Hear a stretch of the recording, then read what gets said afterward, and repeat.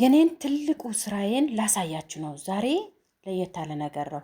እስከ ዛሬ የመጀመሪያ ቪዲዮ የቀረጽኩት ምናልባት እንጂ ለየት ያለ ነገር አሳያችኋለሁ። ያኔ የኔ ትልቁ ስራዬ ማለት ነው። እኛ የማዳም ቤት ስንሆን በጣም ስራ ይበዛል አይደለ? 24 ሰዓት ነው ስራ የሚበዛው። ምንም ስራ ባይኖር የነሱ ጩኸት ሱብሃንአላህ አውቀዋለሁ። እኔ አሁን ባለሁበት ቦታ ጩኸት የሚጠራኝ የሚያዘኝ ሰው ባይኖርም ከዚህ በፊት ግን ጠንቅቄ አውቀዋለሁ። አሰላሙ አለይኩም ወራህመቱላሂ ወበረካቱ። በጣም ይቅርታ የአላህን ሰላምታ ሳላስተላልፍ ወደ ጨዋታ የገባውኝ። እንዴት ናችሁ? እኔ ደህና ነኝ አልሐምዱሊላህ።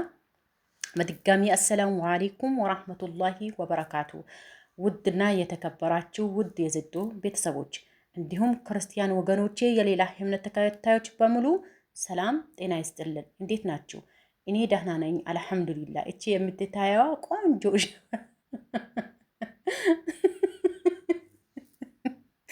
የምታዩት ቆንጆዋ ሸበላ ማን ትመስላችኋለች? የኔ ጓደኛ ናት። ስልክ የምትይዝልኝ ሲቀርጽ ላይቭ ገብቼ ማለት ነው። ላይቭ ገባውኝ ስልኬን የት ላስቀምጠው ምናምን አልልም።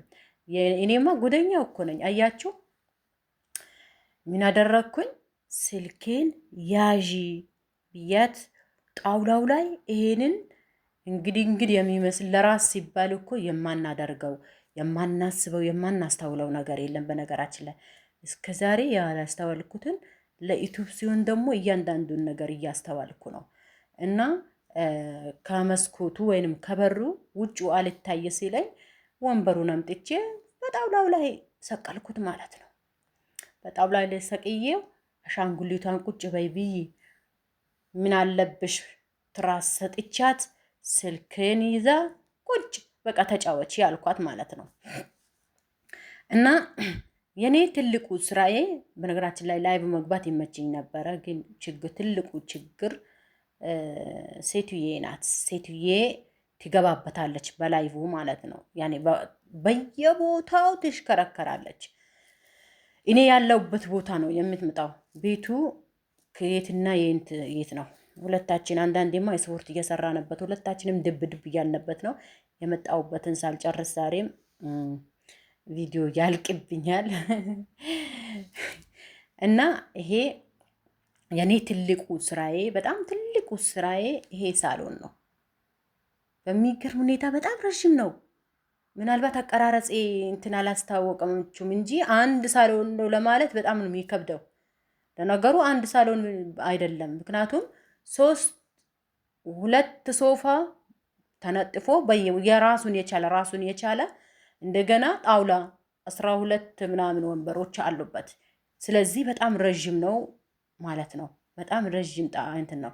ቤተሰብ የበዛበት ትዕዛዝ የሚበዛበት ቢሆን ኖሮ ወሽመጤን ቆርጦት ነበረ። አላህ ደግሞ አለውልሽ ሲለኝ ምን አደረገው? ሰው የሌለበት ቤት እኔ ደስ ባለኝ ሰዓት የማጸዳበት ቤት ሆነልኝ ማለት ነው። አንድ ቤት በሉት አንድ ቤት። በነገራችን ላይ አንድ ክላስ እኔ እሰጥሻለሁ ብለኛለች አሮጌቷ። ይዘሽው ትሄጃለሽ ብለኛለች። ቤቱን አንጠልጥዬ ተሸክሜው ለመሄድ ማለት ነው። የምሬ ነው፣ እየቀለድኩኝ አይደለም። አንድ ክላስ እሰጥሻለሁ ብለኛለች። ያው እዚህ ሀገር ተወላጅ ነው መመስላት ምኑን አውቃው ማለት ነው። እና የኔ ትልቁ ስራዬ ይሄንን እያጸዳውኝ ደግሞ ይሄ የተጸዳ ቀን ተውኝ። በሚገርም ሁኔታ እሷ አታጸጂም ማዳም ማለት ነው። ማዳም ልበላትስ እንግዲህ የተከበረ ስም ስላላቸው ማዳም ይሄንን ቤት አታጸጂም ብቻሽን፣ ሰው አመጣልሻለሁ ትለኛለች። እኔ ደግሞ እናቱ አላወቅሽም እንጂ እኔ ነኝ ሰራተኛ፣ ግዴታዬ ነው እነዚህንም አሻንጉሊቶችን መንከባከብ፣ ሻወር ሲፈልጉም ሻወር ማስወሰድ፣ እንግዲህ ቤትሽን መወልወል፣ የሰቀልሽው አሻንጉሊት ምስሎችን መወልወል የኔ ግዴታ ነው። ሶፋዎቹን ማጽዳትም የኔ ግዴታ ነው። እንዲሁም ደግሞ እርግቦች እኔን አስጠሉኝ። እንዴ በየሰዓቱ ሸበቢኩ አጠገብ ማለት ነው እንዳለ በቃ በየሳምንቱ ቼክ አድርገዋለሁ። በየሳምንቱ ቼክ ባደርገው ሙልት ብሎ ነው ያለው። በየሳምንቱ ያደረግኩትም ዩቱብን ከጀመርኩኝ ጀምሮ ነው። በቃ ዩቱበር ከሆንኩኝ ሰዓት ጀምሮ ነው። ለምን ከዛ በፊት ግን አላየውም። ምናልባት ለ15 ቀን ምናልባትም በወር ማለት ነው ዞር ቢያየዋለሁ። በቃ ይወላው ያጸደዋለሁ። ምክንያቱም ሀይ የሚለኝ የለማ። አላህ ያየኛል። በእርግጥ አላፍትና ተሰጥቶኛል፣ ግዴታዬ ነው። ምንም ሰው ባይኖር የማጽዳት የተንከባክቤ መጠበቅ ግዴታዬ ነው። ያው የእኛ ደግሞ በራሳችሁ ወይንም ደግሞ የፈለጋችሁትን አድርጉ ስንባል ግዴለሽነት እንሆናለን። ያ ማለት የቆሸሸ ዝም እለዋለሁ ማለት አይደለም። አንቺ ሰነፍ የሚለኝ አይጠፋም እኮ አሁን ያየው ይህንን መጨረሻውን የሚያየው የሚያውቀውን ሰይ ነው። አትሳደቡ። ስለዚህ እኔ ሰነፍ አይደለሁም። ለምንድን ነው የማላጸዳው በየሰዓቱ ወይንም ደግሞ በየጊዜው? ከሴትዬ ላለመጨቃጨቅ ነው። ሴትዬ ደግሞ አጽጂ ሳይሆን አታችልኝ፣ እኔ አጸዳለሁ ወይንም ደግሞ ሰራተኛ አመጣለሁ በሚለው ነው። እኔ ደግሞ ሰራተኛዋ እኔ ነኝ። እኔ ማጽዳት ፈለኩኝ እና ስራ ፈለኩኝ ብላት የባሰ ከሷ ጦርነት ነው የምናነሳው ማለት ነው። ከሷ እንጨቃጨቃለን። በቃ እንደ አጋጣሚ ሆኖ በዚህ ሰሞን አሞኛል ብያችሁ ነበረ። ምላሴ ተሳስሮ ነበር አይደለ? ዶክተሮች የማያመጡት ንጉድ የለም። ያው የአላህ ስራ ቢሆኑም ዶክተሮቹ ደግሞ ሰበቡን ያደርሳሉ፣ ሰበብ ይሆናሉ አይደለ? እንደ አጋጣሚ ሆኖ ለኢድ ለአጸዳ እንደዚሁ ሞክሬው ነበረ። ለኢድ ለአጸዳው ስል አታጸጅም፣ እኔ አጸዳለሁ፣ እሷ አታጸጅም። እኔ ላጸዳ ፈለኩኝ። ለምን ኢድ ነው፣ ማንም ባይመጣ ኢድ ባይመስላቸውም ለኔ እንዲመስለኝ ፈልጌ ነው። በቃ ላጸዳ የከፋፈትኩት ማለት ነው። አታጸጅም። በዛ ጭቅጭቅ ተሳደብን ከሮጌቷ ማለት ነው። ቤትሽ ሊጸዳ አትፈልጊም እንዴ ምናምን ጭቅጭቅ፣ ጦርነት አልኩሽ። ቤታችን ቅውጥ አደረግነው ሁለታችን።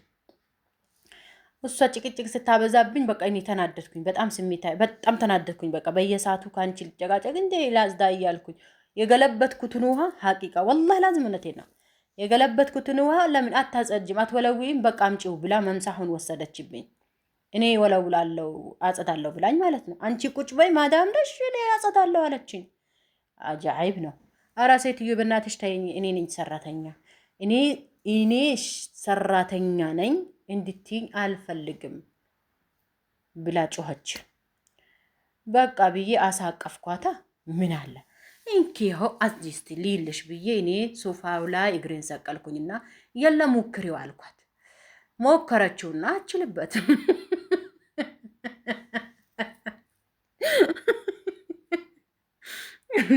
አይደለም አንቺ እኔ ራሱ አልችለውም ይሄንን ሳሎን፣ ግን ግዴታዬ ነው ማድረግ ግዴታዬ ነው። አምጪው በቃ ብዬ መምሳዋን እየወሰድኩባት እየተሳደበች ልጇ መጣች። ልጇ ጎረቤት ነው ያለችው። ልጅቷ መጣትና ምንድነው የምትጫጩት? አታጸጅም ብያት፣ እኔም ደግሞ አታጸጅም ብላኝ፣ እኔ እናቴ ምን ላድርግሽ? ታዝዳ እሷ የፈለገችውን ታደርግ፣ አንቺ ምን አገባሽ? ደስ ሊልሽ ነው የሚገባው እንጂ ያለቻት። አልፈልግም፣ እሷ እንድታረግልኝ አልፈልግም። ሰራተኛ አይመጣም እንዴ? እሷ ሰራተኛ እኮ ናት። ማነው ሰራተኝነት ያመጣት እንዴ? እኔ ነኝ ያመጣውልሽ። አንቺ ያመጣሽልኝ? ያው በቃ አንቺ ያመጣሽልኝ ሰራተኛ አልፈልግም። አሁኑኑ ሸኛት፣ በቃ አልፈልጋትም አለች። እኔ ሌላ ሰራተኛ ነው ማመጣው። ትሄድብሽ አለቻት። ትሄድ ላ አትሄድ፣ መልሳ አትሄድ፣ በቃ ትቻለው አለች። እና እኔ ተናደድኩኝ በትንሽም ነገር ማለት ነው። በጣም ሞኝ ነኛ፣ ሞኝን የመጨረሻ ሞኝ ነኝ። በቃ ተናደድኩኝ። በሰዓት የሆነችም ሊደወለች ከሷም የሆነ በቃ ብዙ ነገር አወራንና አልተግባባንም። በቃ ስሜታዊ ሆኛለሁ። መሸ ምናምን ተኛውኝ። ልክ ስነሳ መጋኛ ጠመመኝና ተነሳውኝ። አላህ ተቆጣኝ መሰለኝ። ሱብሃንአላህ፣ አላህ ይቅር በለኝ። መጋኛ ጠመመኝ። በቃ ምላሴ ቁልፍ አደረጋት አላህ ሱብሃነሁ ወተዓላ። ሱብሃነከ ረብ። ከዛ በማስቴሽ ሳላውቅ ነው እንዴ ከንፈሬን ከንፈር የለጠፍኩት አልኩት። አልተለጠፈም እኮ ግን እንዴት አንቀሳቅሰዋለሁ? ምንም በቃ ተነሳውኝ። በውሃ ባጥበው ምን ብል ላወራብን ምን ብል በቃ የለም። እስከ ዝሁር በቅም ብዬ ዝም ነው ብዬ ዝም ነው። በመጨረሻ አላህ ሆይ ይቅር በለኝ ምናልባት እንዴ ብሎ ምናልባትም በዩቱብ ወጥቼ የተቃጠልኩትን ተይ ያለኝ ይሁን አላህ ምልክት እያሳየኝ ይሁን። በቃ ካሁን በኋላ አልቀጠልም፣ በስነ ስርዓት ቀስ በይ አወራለሁ አልኩኝ። ያው ልክ ስንያዝ አይደለ ብዙ ጊዜ አላህ ሆይ የምንለው ብቻ አልሐምዱሊላህ ብዬ ነበረ እና በጣም በሚገርም ሁኔታ እኔ ስራ አይበዛብኝም፣ ግን አሁን ላይ ስራ ይበዛብኛል። አሁን ስራ በዛብኝ። ምን አትሉኝም? ዩቱብ እንዲህ የማዳም ስራ ምን አለበት? ይሄ ዩቱብ እኮ በጣም ስራ ከፍተኛ። ሰውነቴ የለ ደሜ ተመጠጠ፣ እግሬ ተሰነጣጠቀ፣ ጣቴ የለችም። ቀልታ እንዲህ ወገን እንዴት ነው ያለፋችሁት? በተለይ ያለፋችሁ ሰዎች በትዕግስት ይለፉ። በትዕግስት 100 ጊዜ ትዕግስት ብላችሁ ጻፉልና። እንዲህ እኔ እንጃ ስራ በዝቶባችሁ ከማዳም ጭወት ከልጆቹ ጭወት በዛው ጭንቅንቅ ሆናችሁ የምትሰሩ ልጆች አላህ ይርዳችሁ። ሀቂቃ በጣም ከባድ ነው። ይከብዳል ሲባል እሰማለሁ።